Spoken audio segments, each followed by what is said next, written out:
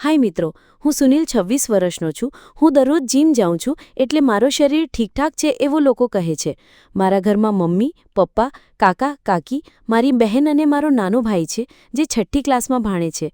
મારી બહેન કોલેજ જાય છે અને હું ઘરે બેઠો ઓનલાઈન નોકરી કરું છું. લેપટોપ મારો સાથી છે. મારી એક માસી છે, સુનીતા માસી, જે ગાઝિયાબાદમાં રહે છે. તેમની ઉંમર 32 વર્ષની છે અને ખૂબ હસમુખી અને સુંદર છે. તેમના 2 સંતાન છે, એક દીકરો અને એક દીકરી. માસી સાથે મારો સંબંધ ખૂબ જ મજેદાર છે. હું હંમેશા તેમના સાથે મજાક કરતો રહું છું અને તેઓ પણ હસીને ટાળી દે છે. એકવાર મમ્મી અને કાકી 2 દિવસ માટે બહાર જવાના હતા. પપ્પા અને કાકા બિઝનેસ માટે ઓફિસ જતા હતા. બહેન કોલેજ અને નાનો ભાઈ સ્કૂલ. મમ્મીને ચિંતા થઈ કે ઘરની અને બાળકોની સંભાળ કોણ લેશે, તો તેમણે માસીને ફોન કર્યો અને પૂછ્યું, સુનીતા, શું તું 2 દિવસ માટે અમારા ઘરે આવી શકીશ? માસીએ મોસાજીને પૂછ્યું અને તેઓ સંમત થઈ ગયા. બીજા દિવસે માસી, મોસાજી અને તેમના બંને સંતાન અમારા ઘરે આવ્યા. મમ્મી માસીના બાળકોને પોતાના સાથે ફરવા લઈ ગયા અને મોસાજી પોતાની પ્રાઇવેટ નોકરી માટે નીકળી ગયા. પપ્પા, કાકા, બહેન અને ભાઈ પણ પોતાના કામે ગયા. હવે ઘરમાં ફક્ત હું અને માસી રહી ગયા. માસી ઘરના કામમાં લાગી ગઈ. હું નાહીને બહાર આવ્યો અને કોલ્ડ ક્રીમ લગાવવા લાગ્યો. ત્યારે માસી ફર્શ પોછો મારી રહી હતી. તેમણે મજાકમાં પૂછ્યું, અરે સુનીલ, તું તો જીમ જાય છે, કોલ્ડ ક્રીમ હું લગાવી દઉં છું. મેં હસીને હા કહી દીધું.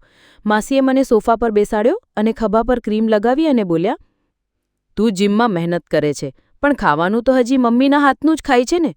હું હસ્યો અને કહ્યું, માસી, તમારું બનાવેલું ખાવાનું પણ કમાલનું હોય છે. આજે બનાવો ને કંઈક સ્પેશિયલ. માસી સાથેનો એ દિવસ તો મજાની શરૂઆત હતી. પનીરની શાક અને પરાઠાનો સ્વાદ હજી પણ મોઢામાં છે અને માસીની હાસ્યધ્વનિ કાનમાં ગુંજે છે. માસી બોલ્યા, સુનીલ, તું મોટો થયો પણ મજાક હજી બાળક જેવો જ કરે છે. મેં હસીને કહ્યું, માસી, તમારા આગળ તો હું હંમેશા બાળક જ રહીશ. એ સાંજે માસીએ ઘર વધુ ચમકાવ્યું, રસોડું સંભાળ્યું, મારા બેદરકારીથી ફેંકેલા કપડાં ગોઠવ્યા અને નાના ભાઈનું હોમવર્ક પણ તપાસ્યું. મેં કહ્યું, માસી, તમે તો સુપર હીરો છો, એટલું બધું કેવી રીતે કરી લો છો? માસીએ હસીને કહ્યું, અરે, આ તો આદત છે. તું જીમમાં વજન ઉઠાવે છે, હું ઘરમાં બધું ઉઠાવું છું. સાંજે બહેન રિયા કોલેજથી આલી ત્યારે માસીએ તેને પણ મજાકમાં ચેડી. રિયા, સુનિલ તો કહેતો હતો કે તું કોલેજમાં ફક્ત મજા કરે છે, ભણવાનું તો નામનું. રિયાએ ગુસ્સાથી મારી તરફ જોયું અને કહ્યું, ભાઈ, તમે માસી પાસે મારી ફરિયાદ કરી? મેં હસીને હાથ ઊંચા કરી દીધા. અરે, મેં કંઈ નથી કહ્યું, માસી તો મજાક કરી રહ્યા છે. એ રાત્રે માસી અમારા માટે ગાજરનો હરવો બનાવ્યો.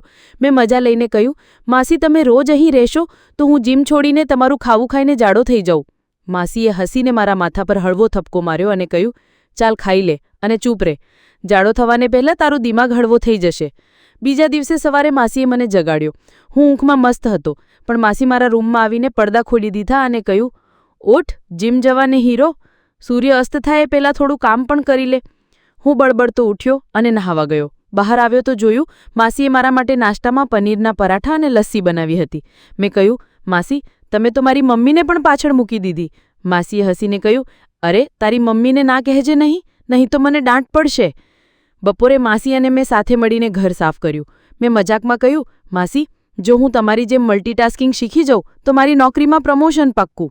માસીએ હસીને કહ્યું, તો મારી પાસેથી શીખ, હું તને 2 દિવસમાં શીખવી દઈશ કે ઘર કેવી રીતે ચલાવાય છે. સાંજે મમ્મી, કાકી અને માસીના બાળકો પાછા આવ્યા. મમ્મીએ ઘર જોઈને માસીની ખૂબ પ્રશંસા કરી. માસીએ શરમાઈને કહ્યું, અરે, થોડું જ કામ કર્યું. સુનિલે પણ મદદ કરી. મેં તરત કહ્યું, હા મમ્મી, મેં તો મેનેજર બનીને માસીની હેલ્પ કરી. બધા હસી પડ્યા.